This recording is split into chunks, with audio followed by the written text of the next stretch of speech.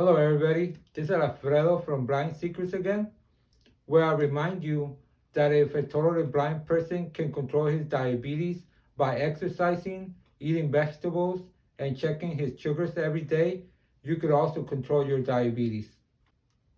Did you know that 1 in every 10 Americans is diabetic, according to the Diabetic Institute? Also, about 40% of all Americans will get diabetes in their lifetimes. This means that 2 out of 5 people that watch a YouTube video will become diabetics in their lifetime. Today I'm going to talk about the most important things that a person can do to control their diabetes or to prevent from having diabetes. Although I'm not a nutritionist or doctor, I have been diabetic since the age of 5. Experts estimate that it takes about 10,000 hours or 10 years to become an expert in something. So that means since I'm 37, I'm a 3 times diabetic expert. However, note that these are recommendations based on my experience, so you should consult your doctor or nutritionist for more information. I'm actually not going to tell a story today. I'm going to go through the top 3 things from the most easiest to the hardest of the things that people should do to prevent getting diabetes or to control their diabetes. The format is going to be, I'm going to ask myself the same question or the question that I believe that you're asking about diabetes, and then I'm going to answer it. So what is the easiest thing I could do to prevent diabetes? I think that the easiest thing you could do to prevent diabetes is exercise. It's really simple. You just have to move more, have to do more exercise. If you look at one of my videos of how to combine something that you need to do with something that you love to do, you're going to get really good tips of how you could do more exercise and at the same time do something that you love. For example, when I wash the dishes, I'm exercising because I'm standing up for about 30 to 40 minutes and I get my daily dose of exercise.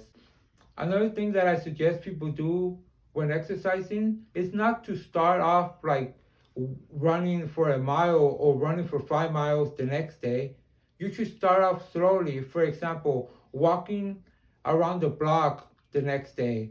And then on the third day, walk 2 blocks. And on the fourth day, you walk 5 blocks. And then next week, you start running. So you want to start off slowly so it becomes a habit. If you make it a habit, it's going to be easier because you don't have to think about it. You're just going to do it. And sometimes some people ask, well, I'm really tired. I don't want to exercise. I know a lot of people have felt this before. I felt it a lot of times. I don't want to exercise sometimes. But then I start exercising and somehow I get a lot of energy. Sometimes I don't want to exercise walking up and down the stairs, but I start exercising and then I finish doing like an hour or an hour and 30 minutes of exercising.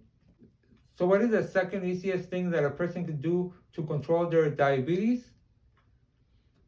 They can eat the right amount of food and also the correct amount of food. For example, eating more vegetables. You want to incorporate more vegetables into your meals. You want to try to incorporate vegetables on each of the meals. However, like in the video that I made of how to do a diet the easy way, you want to incorporate eating vegetables slowly. For example, eating vegetables only on the first meal. Then eventually in a week or 2, you're going to start eating vegetables on your first 2 meals. And then eventually in 3 months or 6 months, you're going to start eating vegetables in all your meals because you're going to be accustomed to it. Another thing that I recommend is that you try to limit the amount of times that you go eat out. Because when you go eat out, you tend to eat more. And moreover, the foods that you eat outside the house, you cannot control what the restaurant puts inside them. Usually, meals that we eat outside have more flour and they have more sugar so they can make it more tasty so we can eat more. However, when we eat at home, we can control the ingredients that we put into our meals, so our sugar levels are going to be better. Another thing that you might want to try is to not eat a lot of greasy food. It doesn't mean that you can't eat greasy food. It's that you want to limit the amount of greasy food that you eat, because the more greasy food that you eat, the higher your sugar levels are going to be. So what is the third thing that I can do to control my blood sugar levels? The third thing is kind of easy, should be easy, but it's actually not that easy. It is taking your pills. I say that it should be easy because it's simple, right? The doctor tells you take a pill every day and you're supposed to take it every day. However, we forget. So what can we do about forgetting? One of the things that I recommend people do about forgetting is use a pill box. This is the most simple thing that a person can use. However, it's really effective, because what happens is that you put your memory in the pill. So every time you put a pill inside here, you don't have to remember to take a pill. Because in the morning, you're going to go to the pill box. You're going to see, oh, it's Monday. You're going to open it up. That's going to be a pill, and you take the pill. And then on Tuesday, you're going to open it up, and you then take the pill. So you don't have to remember about taking a pill if you use a pill box. It's really effective. And I think it's one of the most ingenious things that a diabetic can do is just use a pill box. It sounds so simple. However, it's going to control your sugar because you're not going to miss taking your pill, because you just have to go to your pill box. Other people are asking, but I don't like taking pills. Is there something else that I could take? I actually believe that pills are way better than herbs and supplemental medication. However, if you want to use herbs and supplemental medication, you can use them, but make sure that you have your sugars controlled, or make sure that you're actually checking your sugars. Because, for example, if I'm taking herbs and I'm not taking the pills that my doctor told me, how do I know that the herbs is working, or that that supplement that I got from the internet or from the TV actually works, or that supplement that I got from the recommendation from a person that I met at that local restaurant over there? How do I know that it actually works? You check your sugar, and if you check your sugar and everything's okay, then maybe that supplement does help you. However, saying that, I still believe that pills are better than herbs, because pills, they have a lot of documentation in them. For example, when they make a pill in the United States, it takes a lot of trials and errors, a lot of control groups to make that pill. A lot of documentation goes into making that pill. But when somebody recommends that you take an herb, there's not a lot of documentation for taking that herb. There's not a lot of studies that specify that that herb is really good for you for diabetes. And just to let you know that I'm not biased to only taking medicines, I do take supplements. For example, I take this supplement called Immunicol. It's really good. It actually works with my diabetes. However, even though I take that supplement, I still take my pills. And I have been able to lower the amount of dosage that I have been taking from my pills, because I take good care of myself. So when I go to the doctor, they see that my sugar levels are going lower. They say, "Oh, you don't have to take that a lot of insulin, or you don't have to take a lot of medicine." So I'm actually decreasing the amount of medicine that I take by making sure that I control my sugar levels. So what is the fourth thing that I can do to control my blood sugar levels? So the fourth thing that people can do is to measure your sugars. And how do I measure my sugars? There are two primary ways that I think you can measure your sugar levels. One is you have to go to the doctor. I know a lot of people feel, oh, I don't want to go to the doctor. I think the primary reason that people do not like going to the doctor is the primary reason that I didn't like going to the doctor. Because when you're going to go to the doctor, you already have a mindset that, oh, the doctor's going to say that I have something bad. But maybe the doctor's going to say that I have something good. But most likely, if you feel something is abnormal in your body, for example, you feel sluggish, or you think your blood sugars are high, the doctor's going to let you know. But it's still really good to go to the doctor, because if you don't go to the doctor, you're not going to know if you have your blood sugar levels high or low. There is this test called an A1C, and it measures your average blood sugar levels for the past 3 months. that A1C blood test is going to let your doctor know if you're doing good and your blood sugar levels or not. And he's going to adjust your dosage of medicine based on that information. But if you don't go to the doctor, you might be taking the same medication, but your blood sugar levels are going to keep on going higher.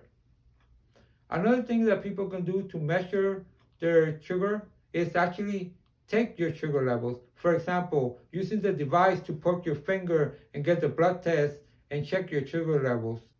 For a long time before I became blind, I didn't like taking my sugar levels. And one of the reasons that a lot of people don't like taking their sugar levels is because they know it's going to be high. But if you make a consistent effort to check your blood sugars, for example, one time in the morning and one time in the afternoon just to start, or one time in the morning and one time at night just to start, then you're always going to be at a good level because you don't like to see large numbers. You actually want to see those numbers based on the doctor's recommended range. So when we take our blood sugar levels whenever we want, I used to do this before.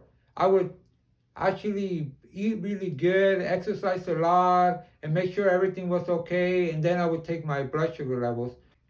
However, if we do it every single day, for example, in the morning and at night, then we can't hide from ourselves.